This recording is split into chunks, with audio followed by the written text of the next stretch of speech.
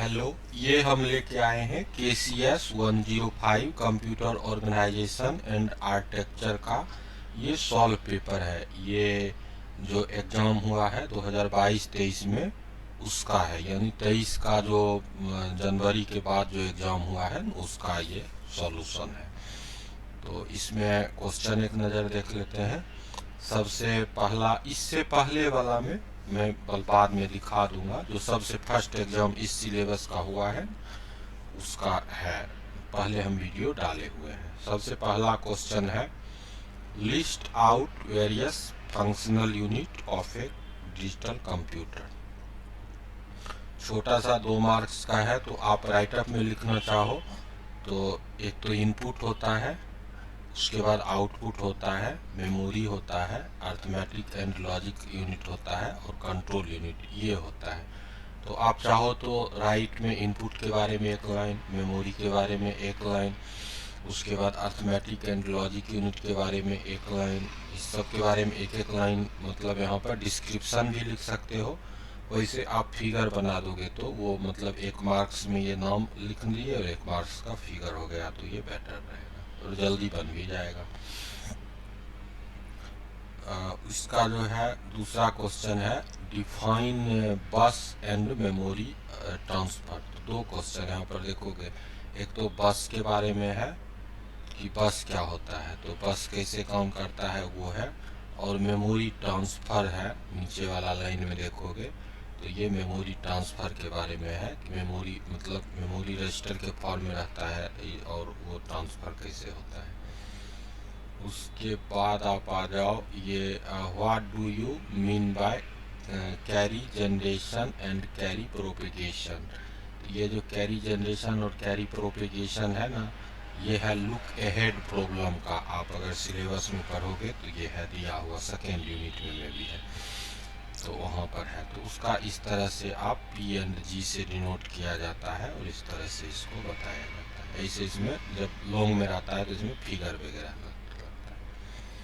फिर आप आगे आ जाओ तो आगे है आपका क्या है कि represent -14 using two complement method. तो इसमें क्या करना है, पहले आप 14 का बाइंडी कर लोगे, बाइंडी मतलब जैसे बाइंडी होता है उस टाइप से कर लोगे। ये 8 बीट का कैलकुलेशन है, 16 बीट में नहीं है, 8 बीट में है।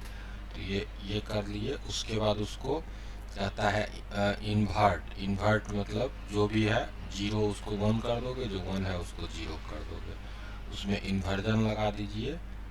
ठीक है, इन्वर्जन लगा दिए तो क्या हो गया, 1 कम्प्लीमेंट बन गया, और फिर इन्वर्जन करके उसमें 1 को ऐड कर दोगे, तो 1 को ऐड करोगे इस पर तो ये रिजल्ट आ जाएगा।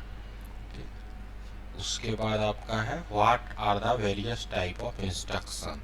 देखिए यहाँ पर क्या होता है ना, एक तो होता है इंस्ट्रक्शन फॉर्मेट। तो इंस्ट्रक्शन फॉर्मेट जो होता है वो क्या, ये वो कौन कौन होता है, वो होता है आपका 0, 1, 2 और 3। ये इंस्ट्रक्शन फॉर्मेट होता है, बच्चा बहुत कंफ्यूज करता है। तो इंस्ट्रक्शन फॉर्मेट अलग होता है, जिसको कि 3 पास, 2 पास, 1 पास और 0 पास कहते हैं। ठीक है, वो फॉर्मेट बनाना, फॉर्मेट। और एक होता है इंस्ट्रक्शन टाइप। तो इंस्ट्रक्शन टाइप में यही आप, लंबा क्वेश्चन है नहीं, 2 मार्क्स का है, तो आप इंस्ट्रक्शन टाइप में डेटा ट्रांसफ़र होता है, डेटा मैनिपुलेशन, जिसमें मूव वगैरह का जो कमांड चलता है वो होता है। ठीक है, उसके बाद प्रोग्राम सीक्वेंसिंग एंड कंट्रोल और आपका इनपुट एंड आउटपुट। तो अलग अलग बुक में अलग अलग से ढंग से है, तो ये लोअर लेवल के लिए, जैसे माइक्रो प्रोसेसर में इसको और डिटेल से बताया जाएगा। उसके बाद आप आ जाओ, कहता है define logic micro operation. Logic micro operation ये हुआ। लॉजिक माइक्रो ऑपरेशन देखो इसी ग्रुप का है, ये जो रहता है डेटा ट्रांसफ़र, ये डेटा मैनिपुलेशन इसी ग्रुप का है। तो यहाँ पर ये हमारा लॉजिक में एंड और नोट वगैरह जो होता है उसको हम कैसे माइक्रो प्रोसेसर पर ऑपरेट करते हैं वो बताया जाता है। फिर कहता है what do you mean by 2D memory organization. तो 2D मेमोरी ऑर्गेनाइजेशन बोला तो आप 2D के लिए क्या करते हो, तो इस तरह से 2 डायमेंशनल, जैसे सी प्रोग्रामिंग में एरे में पढ़ाते हैं 2 डायमेंशनल, उसी तरह से आई और जे के फॉर्म में मेमोरी को अरेंज करके स्टोर किया जाता है, रखा जाता है। फिर आ गया आपका page replacement. Page replacement actually operating system का टॉपिक है, लेकिन यहाँ पर अब इसको कंप्यूटर आर्किटेक्चर में डाला है, ठीक है। पेज रिप्लेसमेंट जो होता है वो मेमोरी मैनेजमेंट के अंदर आता है, और इसका एल्गोरिथम होता है, जैसे LRU होता है, FIFO होता है, LIFO होता है, सब होता है, राउंड रॉबिन वगैरह जहाँ पर पढ़ा जाता है सीडलिंग एल्गोरिथम में। तो ये हो गया। उसके बाद आपका आ गया डिफाइन द टर्म इंटरप्ट। तो ये इंटरप्ट के बारे में थोड़ा सा बस 2 मार्क्स में, इससे ज़्यादा नहीं लिखना है।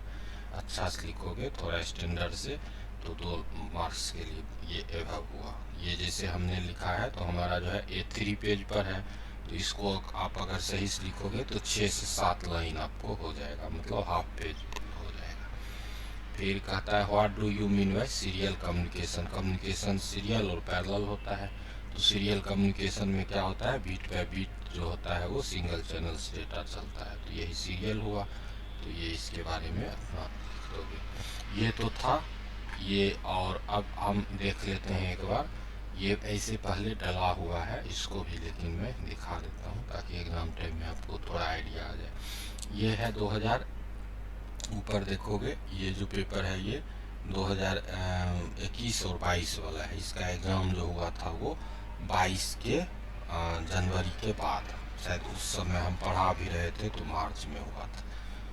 तो इसमें देखो कहता है what are various facts related to bus and bus system, अभी देखे ही थे।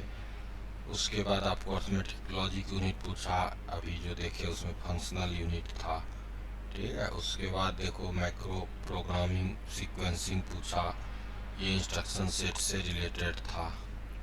उसके बाद रोम का मतलब पूछा, रोम क्या होता है। फिर इनपुट आउटपुट इंटरफेस क्या होता है। फिर कहता है basic component of register transfer logic, ठीक है। उसके बाद आपको RTL कैसे काम करता है, RTL के बारे में है। फिर आगे आ जाओ तो CISC आर्किटेक्चर और RISC आर्किटेक्चर पूछा गया था। तो ये सब थ्योरेटिकल है। इसमें जो अभी हाल वाला जो दिखाया था मैं, उसमें एक था वैल्यू बेस्ड था, मतलब नॉमिकल टाइप का था, और सब थ्योरेटिकल। इसमें टोटल थ्योरेटिकल है। आपका CISC और RISC हो गया, ठीक है। उसके बाद आपका आ जाता है what are the mode of data transfer. तो बस इतना देख लोगे, थोड़ा सा 20 क्वेश्चन हुआ, 20 में से आपको बड़ा क्वेश्चन के लिए हिंट मिल जाएगा, छोटा क्वेश्चन के लिए भी हिंट मिल जाएगा। और आगे फिर जैसा भी होगा आप लोग सब्सक्राइब कीजिए, आपस में शेयर कीजिए और इसका लाभ उठाइए। धन्यवाद।